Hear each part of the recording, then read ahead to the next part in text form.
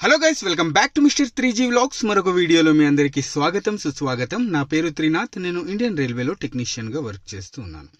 Guys, RRB group D exam కి సంబంధించి maths and reasoning నుంచి టాపిక్ వైజ్ గా వెయిటేజ్ ఎన్ని క్వశ్చన్స్ వస్తూ ఉంటాయి అనేది ఈ వీడియోలో మనం తెలుసుకుందాం.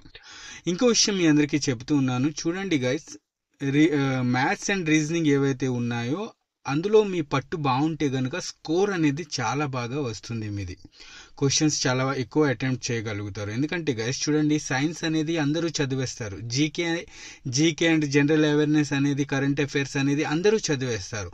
బట్ ఇక్కడ మ్యాథ్స్ అండ్ రీజనింగ్ విషయానికి వస్తే గనుక వెనకబడిపోతారు చాలా మంది.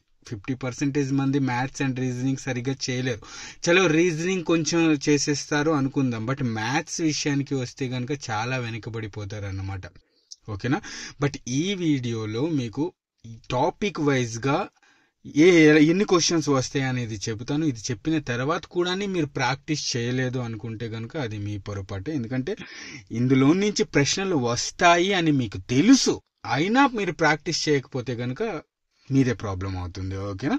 సో ఇదన్నమాట. ఓకే, అండ్ ఈ రోజుల్లో గైస్ మ్యాథ్స్ అండ్ రీజనింగ్ ఈ టాపిక్స్ వైజ్ గా మీరు క్వశ్చన్స్ యూట్యూబ్ లో సెర్చ్ చేస్తే చాలా మంది చెబుతూ ఉంటారు విత్ ఎక్స్ప్లెనేషన్. ఓకేనా? సో యూట్యూబ్ లో మీకు తెలియకపోతే గనుక యూట్యూబ్ లో సెర్చ్ చేసి తప్పకుండా క్వశ్చన్స్ ప్రతి ఒక్కటి ప్రాక్టీస్ అనేది చేసుకోండి. ఓకేనా? నేను అండ్ ఆఖరిలో ఒక యూట్యూబ్ ఛానల్ కూడా మీకు సజెస్ట్ చేస్తాను మ్యాథ్స్ అండ్ రీజనింగ్ కోసం.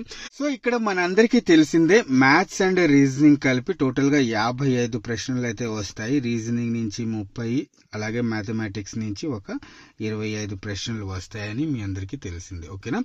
సో ముందుగా గైస్ నంబర్ సిస్టమ్ చూసుకున్నట్లయితే కనుక 1 to 2 క్వశ్చన్స్ అయితే వస్తాయి. అలాగే డెసిమల్స్ ఫ్రాక్షన్స్ చూసుకున్నట్లయితే కనుక 2 ప్రశ్నల వరకు వస్తాయి ప్రతి సిప్ లో. అలాగే ఎల్సిఎం హెచ్సిఎఫ్ చూసుకున్నట్లయితే కనుక 1 to 2 క్వశ్చన్స్ అయితే వస్తాయి ప్రతి సిప్ లో. రేషియో ప్రపోర్షన్ చూసుకున్నట్లయితే కనుక 1 to 2 క్వశ్చన్స్ అయితే ఉంటాయి. సింప్లిఫికేషన్ నుంచి చూసుకున్నట్లయితే కనుక 2 నుంచి 3 ప్రశ్నలు అయితే తప్పకుండా కనిపిస్తాయి సింప్లిఫికేషన్ నుంచి. Okay, next time and distance నుంచి ఒక ప్రశ్న వస్తుంది. టైమ్ అండ్ వర్క్ నుంచి 2 ప్రశ్నల వరకు వస్తాయి. ఓకేనా?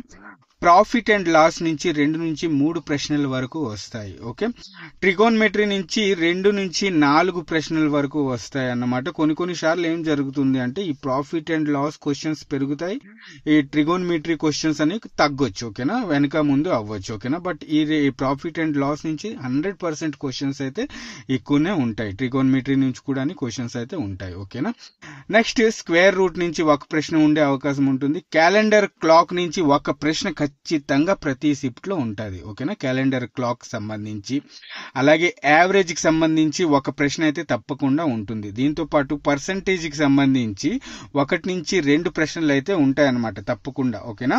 ప్రాఫిట్ అండ్ లాస్ అనేది ఇస్తాడు, దాంతో పాటు పర్సంటేజ్ కూడా 1 నుంచి 2 ప్రశ్నలు అయితే ఉంటాయి. Okay, and time and work నుంచి ఇప్పుడు టైమ్ అండ్ డిస్టెన్స్, ఇక్కడ ఆల్రెడీ టైమ్ అండ్ వర్క్ నేను మెన్షన్ చేశాను, ఇది రెండోసారి అయిపోయింది. ఓకేనా?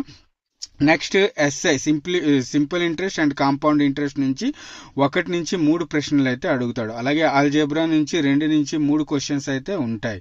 అలాగే age calculation guys, age calculation question అనేది తప్పకుండా ఉంటుంది, మీ అందరికీ తెలిసిందే. ఓకేనా? 1 to 2 క్వశ్చన్స్ అయితే ఎవ్రీ సిప్ లో ఉంటాయి. దీంతో పాటు మెన్సురేషన్ క్వశ్చన్స్ ఉంటాయి గైస్. ఓకేనా? మెన్సురేషన్ క్వశ్చన్స్ 2Dకి సంబంధించి 3Dకి సంబంధించి 2 ప్రకారాలుగా ఉంటాయి అన్నమాట. సో ప్రతి షిఫ్ట్ లో మెన్సురేషన్ కి సంబంధించి ఈ క్వశ్చన్స్ అయితే తప్పకుండా అడుగుతాడు. నెక్స్ట్ మనం రీజనింగ్ చూద్దాం. ఓకేనా? రీజనింగ్ నుంచి వెయిటేజ్ ఎలా ఉంది అనేది తెలుసుకుందాం. రీజనింగ్ నుంచి జనరల్ ఇంటెలిజెన్స్ మీకు తెలిసిందే 30 ప్రశ్నలు అయితే వస్తాయి. ఓకేనా? ముందుగా టైం వేస్ట్ చేయడం కోసం, ఓకేనా, క్వశ్చన్ పేపర్ లో టైం వేస్ట్ చేయడం కోసం ఈ సిట్టింగ్ అరేంజ్మెంట్ క్వశ్చన్స్ అయితే మీకు కనిపిస్తాయి తప్పకుండా. 2 నుంచి 3 ప్రశ్నలు అయితే కనిపిస్తాయి అన్నమాట. గోళాకారంలో 4 ఫ్రెండ్స్ కూర్చున్నారు, ఇలాంటి క్వశ్చన్స్ తప్పకుండా అడుగుతాడు. పెద్ద లెంతీ క్వశ్చన్స్ అన్నమాట ఇవి.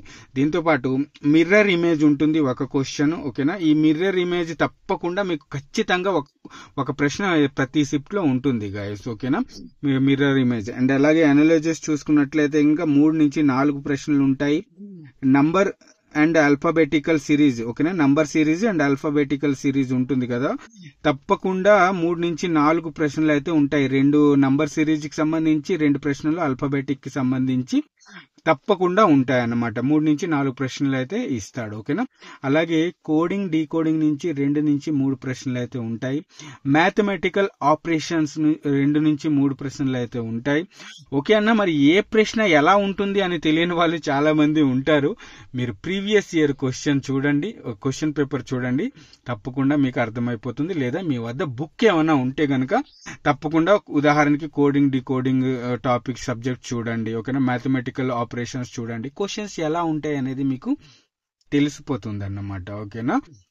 అంటే మీరు మహా ఎక్స్పర్ట్ అయితే కనుక ఈజీగా చెప్పేస్తారు. పేపర్ చూడగానే ఈ ప్రశ్న కోడింగ్ అండ్ డీకోడింగ్ది, ఈ ప్రశ్న సింప్లిఫికేషన్ది, ఈ ప్రశ్న ట్రిగోనోమెట్రీ నుంచి ఈజీగా చెప్పేస్తారు, ఈ ప్రశ్న నంబర్ సిస్టమ్ నుంచి అని ఈజీగా చెప్పేస్తారు అనమాట. కాకపోతే కొంచెం ఎక్స్పర్ట్ అవ్వాలి దాంట్లో, ఓకే.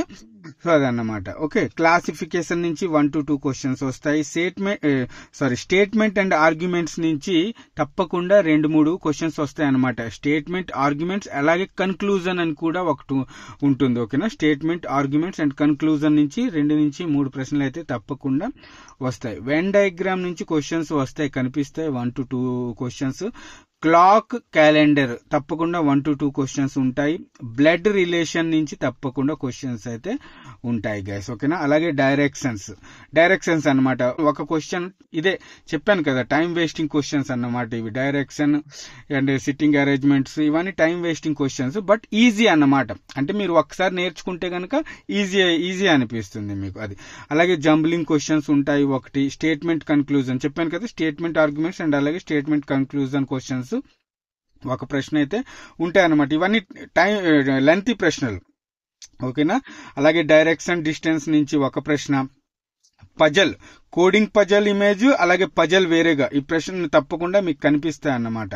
అలాగే ఆల్సో మిస్సింగ్ నంబర్స్. ఇప్పుడు ఈ మిస్సింగ్ నంబర్స్ అనేవి ఒక విధంగా alphabetical number series and alphabetical series ఉంటాయి కదా, అలానే ఉంటుంది అన్నమాట ఈ మిస్సింగ్ నంబర్స్ కూడా, ఓకేనా.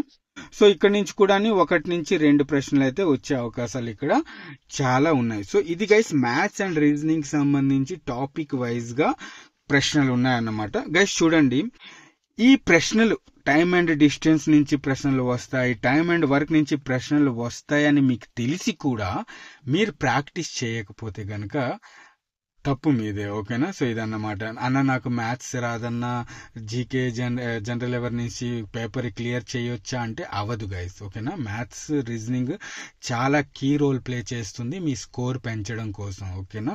సో ఇదన్నమాట, ఓకే. సో ఇంకో విషయం లాస్ట్ లో చెప్తున్నాను కదా, ఇమ్రాన్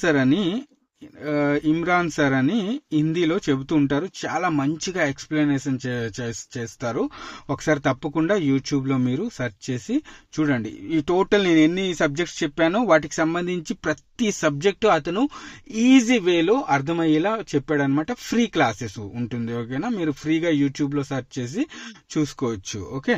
ఇది అండ్ బుక్స్ కి సంబంధించి నేను డిస్క్రిప్షన్ లో లింక్స్ అయితే పెడతాను, తెలుగు మీడియం వాళ్ళ కోసం, అలాగే ఇంగ్లీష్ మీడియం వాళ్ళ కోసం కిరణ్ పబ్లికేషన్ బుక్ నేను ప్రిఫర్ చేస్తాను. అలాగే తెలుగు మీడియం వాళ్ళ కోసం నేను ఆర్ఎస్ అగర్వాల్ తెలుగు మీడియంలో ఉంటుంది, అది నేను మీకు సజెస్ట్ చేస్తాను అన్నమాట, ఓకేనా. సో ఇప్పటి వరకు పర్చేస్ చేయని వాళ్ళు తప్పకుండా ఒకసారి క్లిక్ చేసి చూడండి. బుక్స్ అక్కడ మీకు చాలా బుక్స్ అయితే కనిపిస్తాయి ప్రిపరేషన్ కి, గ్రూప్ డి కి సంబంధించి, ఓకేనా. సో ఇదన్నమాట. నార్త్ సైడ్ వాళ్ళు ఎక్కువగా యూజ్ చేసే బుక్స్ ఇవి, కిరణ్ పబ్లికేషన్, అలాగే ఆర్ఎస్ అగర్వాల్ కానివ్వండి, అరిహంత్ కానివ్వండి, ఇవి ఎక్కువగా ట్రికీ మ్యాథమెటిక్స్ కానివ్వండి, ఇవి ఎక్కువగా నార్త్ వాళ్ళు ఉపయోగిస్తూ ఉంటారు అనమాట మ్యాథ్స్ అండ్ రీజనింగ్ కోసం. అండ్ ఆల్సో వాళ్ళు ఎక్కువగా ప్రీవియస్ ఇయర్ ప్రశ్నలు అయితే ప్రాక్టీస్ చేస్తూ ఉంటారు నార్త్ సైడ్ నుంచి, ఓకేనా. సో ఇది గైస్ మీ అందరికి జీకే గురించి చెప్పాను, సైన్స్ గురించి చెప్పాను, కరెంట్ అఫైర్స్ వీడియో కూడా చేశాను. అండ్ ఇది గ్రూప్ డి కి సంబంధించి మ్యాథమెటిక్స్ అండ్ రీజనింగ్ సంబంధించి టాపిక్ వైజ్ వెయిటేజ్ అన్నమాట, ఓకేనా. సో ఓకే గైస్, వీడియో నచ్చితే కనుక తప్పకుండా ఒక లైక్ చేయండి. నెక్స్ట్ వీడియోలో మళ్ళీ కలుస్తాం, అంతవరకు సెలవు, బాయ్, జై హింద్.